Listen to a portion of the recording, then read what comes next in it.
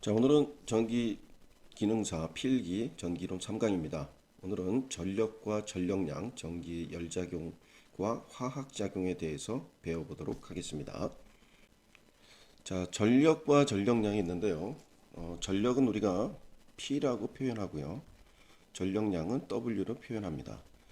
자, 전력의 크기를 나타내는 단위는요, 와트입니다. 자, 전기를 만들어내는 일은요, 뭔가 일을 시키기 위해서죠.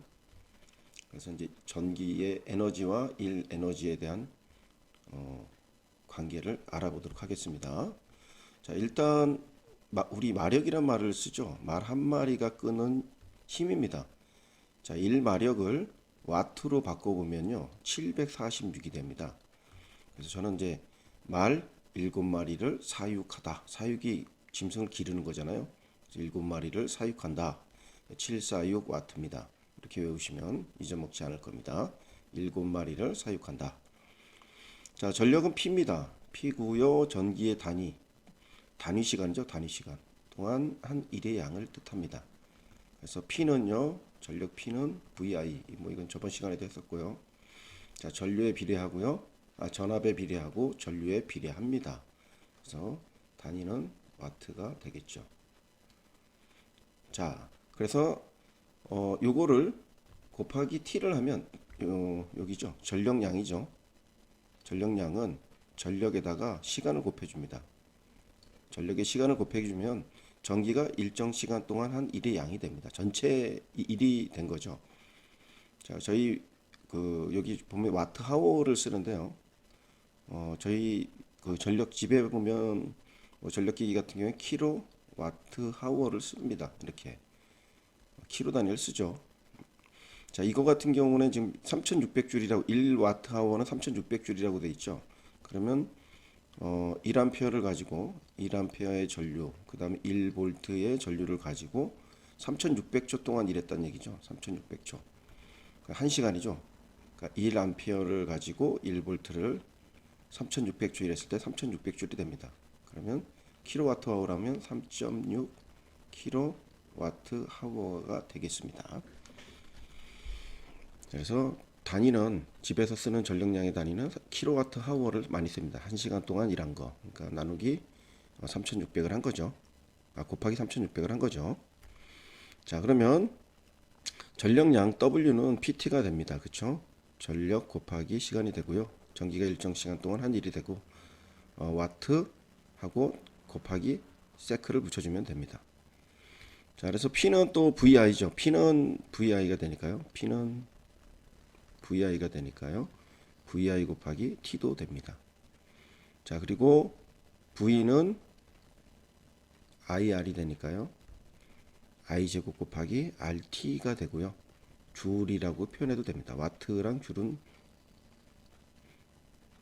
전기가 한 일이고요. 뭐 여기 줄 같은 경우에는 1뉴턴의 힘으로 1m의 거리를 옮기는 에너지라고 되어 있죠. 그래서 1와트는요. 1와트는 1줄입니다. 1와트는 1줄. 단위가 이렇습니다. 자, 우리 저번 시간에 했었던 것처럼 VQ가 되죠. Q는 IT가 됩니다. 그렇죠? 그래서 여기 I 하나 하고 T하고 가져오면 Q가 되고요.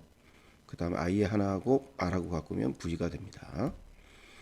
자, 그 다음에 1줄은요.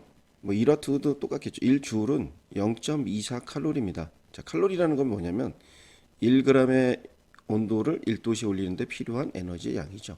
그래서 열량으로 표시하면은 0.24 단위가 0.24입니다. 0.24 I 제곱 RT 하고 단위가 칼로리로 바뀌게 됩니다. 그래서 전력과 전력량에 대해서 알아보았습니다. 전력은 단위 시간 동안 일한 것이고요. 전력량은 일정 시간 동안 일한 게 전력량이 되겠습니다. 자, 그 다음에 최대 전력이라는 게 있습니다. 최대 전력이라는 게 P는 V 곱하기 I가 됩니다. 자, 여기 옆에 회로가 이렇게 나와 있는데요. 자, 여기 보면은 이제 소스 전원이 있고요. RI는 인터널 레지스턴스입니다. 내부 저항입니다. 내부 저항. 내부 저항. 그래서 여기까지는 소스가 되겠죠. 여기까지는 소스가 될 거고요. 여기는 부하 저항이 되겠죠. 어떤 부하, 일을 시키기 위해서 부하를 달았는데 이 부하 저항하고 내부 저항하고 같을 때 RI하고 RL이 같을 때 있지 않습니까? 이때 최대 전력이 된다. 요거는 미분을 해서 구한 겁니다. 이 공식을 통해서 미분을 통해서 구했기 때문에 설명하진 않겠습니다. 그래서 값을 구해 봤더니 내부 저항하고 부하 저항이 같을 때 여기 보면 내부 저항과 부하 저항의 크기가 같을 때 최대 전력을 나타내더라는 걸 알 수 있습니다. 자, 전류의 열작용과 화학작용에 대해서 해보겠습니다. 자, 일단 패러데이 법칙이 있는데요. 전기 분해에 의해 석출된 물질의 양은 전기의 양에 비례한다라는 말입니다. 패러데이 법칙이 여러 가지가 있는데 이거는 패러데이의 전기 분해에 대한 법칙입니다. 그래서 석출된 물질 양은요 그람으로 표시하고요. KIT라고 표시합니다. IT는 Q죠. 자, IT는 Q가 됩니다. 그래서 K는 화학 단량이고요. 비례한다는 뜻입니다. 자, 자, 설질된 물량 W는 g이고요. KIT다. 시간 T입니다. 그래서 IT는 Q니까 Q로 바꿀 수가 있습니다. 자, 전지가 있습니다. 자, 여기 보면 얘가 1차 전지고요. 2차 전지입니다. 시험에 많이는 안 나오니까 뭐 중요하진 않는데 요즘 2차 전지 특히 2차 전지에 대해서 뭐 전기차도 나오고요. 2차 전지에 대해서 나와서 간단하게 설명해 보도록 하겠습니다. 1차 전지는 지금 여기 같은 경우에는 아연이 있고요. 플러스 극은 구리가 되어 있고요. 마이너스 극은 아연이 되어 있습니다. 이 물구나무산은요. 아연이나 철과 만나면요. 수소 기체를 만들어요. 플러스 수소 기체를 만들게 됩니다. 그런데 아연이 녹으면서 이 아연도 보면 이제 전자를 두 개 잃었어요. 그럼 전자 두 개가 위로 올라가겠죠. 이렇게 아연이 물에 녹으면서 얘는 플러스가 2가 됐고요. 이렇게 분해가 돼서 내려옵니다.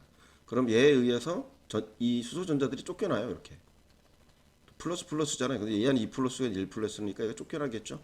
이렇게 쫓겨나서 구리에 가서 붙습니다. 그러면 전기를 연결해주면 얘가 플러스니까요. 전자들이 이렇게 이동해서 다시 수소 기체가 돼서 날아갑니다. 자, 이게 1차 전지입니다. 그래서 아연이 전기 분해가 다 끝나면요. 이제 더 이상 사용할 수가 없죠. 왜냐면 이제 음극재가 다 끝났으니까 더 이상 사용할 수가 없는 거를 2차 전지. 충전이 안 되죠. 충전이 안 되는 거죠. 한번 쓰고 버리는 겁니다. 자, 뭐 2차 전지는 보면 뭐 니켈, 카드뮴 돼 있지만 요즘 가장 많이 쓰는 건 리튬이죠. 그렇죠. 삼가 원조 리튬을 가장 많이 쓰죠. 2차 전지에서. 자, 이렇게 리튬이 되어 있는데요. 충전을 시키면요. 여기 전기적 에너지를 이렇게 주게 되면요. 전기적 에너지를 주면 리튬이 이렇게 쫓겨납니다. 이쪽으로 옵니다. 리튬이. 전해질을 통해서 이쪽으로 와서 여기에 플러스가 되어 있는 리튬이 이쪽으로 옵니다. 그러면 전자는 요 라인을 따라서 이동합니다. 이렇게. 라인을 따라서 전자가 여기에 이동하게 되어 있습니다. 이렇게. 전자들이 모이죠. 이걸 충전이라고 얘기합니다.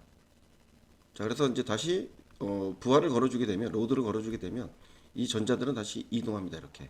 그러면서 에너지를 만들어내는 거죠. 전지가 되는 겁니다. 사용되는 겁니다. 전지가. 그러면 리튬은 다시 전해질을 통해서 이쪽으로 이동하게 되죠. 리튬이 다시 이렇게 이동하면서 방전이 됩니다. 그래서 충전과 방전을 할 수 있는 전지, 충전할 수 있죠. 얘는 충전이 가능한 전지. 이거를 2차 전지라고 얘기합니다. 자, 뭐 시험 문제는 많이 안 나오는데요. 요즘 뭐 전지에 대한 2차 전지에 대한 얘기가 많이 나와서 한번 설명해 드렸습니다. 자, 그리고요. 이제 전지의 기전력 감소가 있는데요. 두 가지가 있습니다. 전지의 기전력 감소는 수소 기체가 여기 붙어 가지고요. 안 떨어지는 경우가 있어요. 기체가 돼서 날아가야 되는데 여기 이렇게 붙어 있으면 다른 수소 기체들이 못 오죠. 자, 이걸 분극작용이라고 얘기합니다. 분극작용. 그래서 감극재를 사용해서 해결하는 겁니다. 수소 기체들이 날아가야 되는데 구리를 따라서 붙어 있는 작용. 이게 분극작용입니다. 자, 그 다음에 이제 국부작용이라는 건요. 국부라는 거는 불순물에 의한 겁니다. 불순물이 다른 불순물이 여기 붙어서 수소가 아닌 다른 불순물들이 여기 플러스가 붙어가지고 여기에서 전기를 소모해 버리는 거죠. 그래서 이거를 방지하기 위해서는 수은 도금을 해주면 되겠습니다. 두 가지가 있습니다. 국부작용과 분극작용이 있고요. 수은 도금과 감극재를 이용해서 해결합니다. 자, 마지막으로 열작용 해보겠습니다. 제백 효과, 제어백 효과라고 얘기하죠. 제어백이 만드는 효과입니다. 자, 접속된 두 금속, 지금 여기 옆에 금속이 있는데요. 자, 이 금속과 얘는 금속 1입니다. 다른 금속을 붙여놓습니다.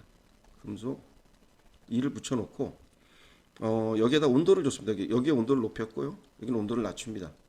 그러면 열전자들은요 높은 쪽에서 낮은 쪽으로 이동합니다. 이렇게 이동하게 되겠죠. 자, 이동하면서 뭐를 발생하느냐? 열기전력을 발생합니다. 열기전력, 전기를 발생하는 거죠. 자, 이거를 발견한 사람이 제어백입니다. 그래서 효과가 제백 효과, 제어백 효과라고 얘기합니다. 두 금속 간에 두 금속을 접속해 놓고 온도 차이를 줬을 때 열기전력이 발생하는 현상을 우리가 제백 효과라고 얘기합니다. 자, 그럼 펠티어 효과도 똑같습니다. 펠티어 효과는 반대죠. 이 두 금속을 다른 금속을 놓고요. 여기 전기를 흘렸습니다. 전기를 만들어 줬어요. 이렇게 흘려줬더니 어떻게 되느냐? 여기는 온도가 올라가고요. 여기는 온도가 이렇게 내려갔습니다. 또 반대죠. 제어백 효과는 온도에 의해서 전기가 발생한 거고요. 그다음 펠티어 효과는 전기에 의해서 온도 차이가 발생한 겁니다. 이렇게 해서 펠티어 효과, 이거는 냉장고에 많이 쓰죠. 냉장고. 펠티어 냉장고 쓰죠. 소형 냉장고에 이 펠티어 효과를 이용한 냉장고를 많이 사용합니다. 그 다음에 접속된 두 금속, 요거는 온도계에 사용한답니다. 어디에 온도계냐면 아주 높은 온도를 잴 때 온도계를 직접 댈 수 없으니까 이런 펠티어 효과를 있는 거를 갖다 대면 온도가 상승하겠죠. 그러면 전류가 흐르는 값을 가지고 온도를 측정하는 온도계에 사용한다고 되어 있습니다. 톰슨 효과도 있는데요. 톰슨 효과는 여기는 지금 안 써놨지만 제어백 효과랑 똑같습니다. 기전력을 발생하는 현상인데요. 제어백 효과 같은 경우에는 다른 금속을 썼고요. 자, 금속 1, 금속 2를 썼죠. 근데 톰슨 효과는 같은 금속을 놓고 했을 때 기전력이 발생하는 것은 톰슨 효과라고 얘기합니다. 물론 기전력은 어떻겠습니까? 좀 낮겠죠. 그래서 톰슨 효과가 있습니다. 자, 이상으로 3강을 마치도록 하겠습니다. 감사합니다.